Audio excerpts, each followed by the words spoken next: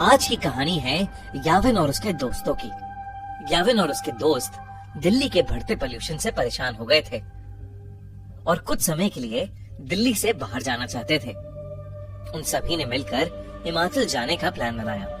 3 दिन बाद ही उन्होंने कैब हायर की और सुबह 4 बजे अपनी ट्रिप के लिए निकल गए। याविन और उसके दोस्तों को लेने आया ड्राइवर बहुत ही हंसमुख और खुश मिजाज था। कुछ ही समय में उस ड्राइवर की दोस्ती सभी से हो गई थी।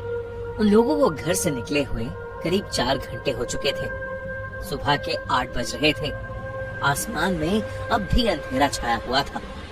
तभी गाड़ी में बैठे सभी लोगों को सामने रोड पर एक घने कोहरे की चादर दिखी। वो कोहरा इतना गहरा था कि उसके आगे रोड दिखाई ही नहीं दे रही थी। याविन ने नोटिस किया कि उनका ड्राइवर जो पहले बहुत मुस्कुरा रहा था, अब अचानक से बहुत सीरियस हो गया है। उसके चेहरे का मानो रंग ही उड़ गया है। याविन को लगा कि शायद ड्राइवर कोहरे में गाड़ी चलाने से घबरा रहा था। याविन ने ड्राइवर के कंधे पर हाथ रखा और उससे कहा, भैया टेंशन मत लो, धीमी स्पीड पर गाड़ी कोहरे से निकाल लेना। तभी उस ड्राइवर ने याविन को देखा और सहमी हुई आवाज में कहा, मेरी आपसे विनती है, कोहरे से निकलते वक्त प्लीज गाड़ी की खिड़की बंद ही रखना, भूल कर भी मत खोलना। ड्राइवर इतना डरा हुआ था कि याविन और उसके दोस्तों की हंसी छूट गई। इस पर उस ड्राइवर ने बताया कि वो जिस इलाके में है वहां कभी कोहरा नहीं आता और जब कभी ऐसा कोहरा आता है तो वो अपने साथ एक छलावा, एक झूठ, एक माया लेकर आता है। याविन और उसके दोस्तों को ड्राइवर की बात पर विश्वास नहीं हुआ। उन्होंने उसकी बात को अंधविश्वास बोलकर नकार दिया और देखते ही देखते उनकी गाड़ी कोहरे के अंदर चली गई। कोहरे की चादर उनकी उम्मीद से काफी बड़ी थी। ड्राइवर धीरे धीरे गाड़ी आगे चला तो रहा था, पर किसी को आगे का कुछ भी नहीं दिख रहा था। अचानक ही गाड़ी में बैठे रिया को अजीब सी बेचैनी होने लगी। उसे बिल्कुल सांस नहीं आ रही थी।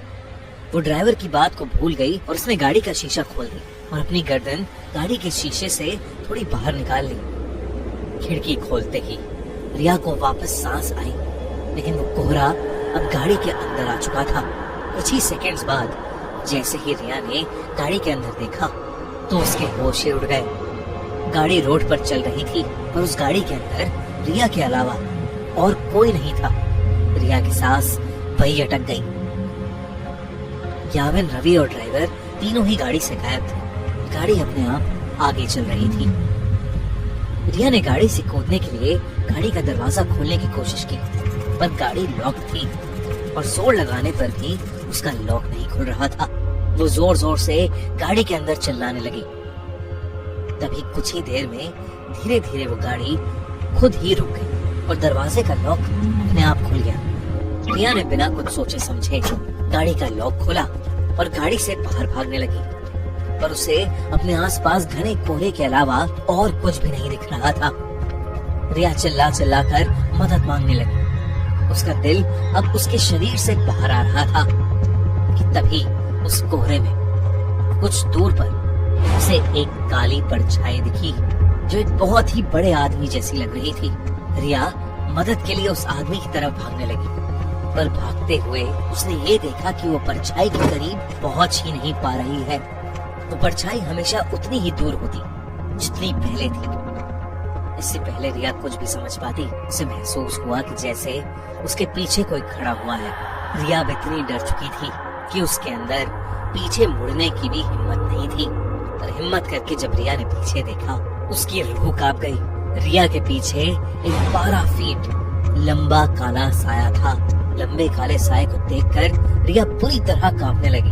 तभी अचानक रिया को पीछे से एक बहुत जोर का धक्का लगा और वो नीचे गिर पड़ी। याविन, रवि, वो ड्राइवर और रिया अब भी गाड़ी में थे। रिया ने जैसी वो खिड़की खोली थी वो बेहोश हो गई थी। उस ड्राइवर ने उसके बेहोश होते ही रवि को जल्दी से वो खिड़की बंद करने को कहा। याविन और रवि रिया की हालत देखकर उसे जगाने की कोशिश कर रहे थे और ड्राइवर बस बार बार एक ही चीज बोले जा रहा था, गाड़ी की खिड़की नहीं खोलनी चाहिए थी, नहीं खोलनी चाहिए थी गाड़ी की खिड़की। याविन को अब ड्राइवर पर गुस्सा आने लगा था। उसे लग रहा था कि वो ड्राइवर एक मेडिकल इमरजेंसी पर महम की पट्टी चढ़ा रहा है। याविन बस वहां से निकलकर रिया को हॉस्पिटल ले जाना चाहता था। याविन ने ड्राइवर को गाड़ी तेज चलाने के लिए कहा। ड्राइवर ने याविन की बात मानी और गाड़ी के एक्सीलरेटर पर अपना पैर दबा दिया। लेकिन कुछ ही सेकंड्स में अचानक से गाड़ी के सामने एक लड़की आ गई और इतनी तेज स्पीड होने की वजह से गाड़ी उस लड़की से टकरा गई। उस लड़की के टकराने के बाद ड्राइवर ने गाड़ी वहीं रोक दी। अब याविन और रवि की सांसें वहीं अटक गई थीं। याविन तुरंत गाड़ी से उतरकर उस लड़की को देखने गया। उसने देखा कि एक लड़की खून से लथपथ रोड पर उल्टी पड़ी हुई थी।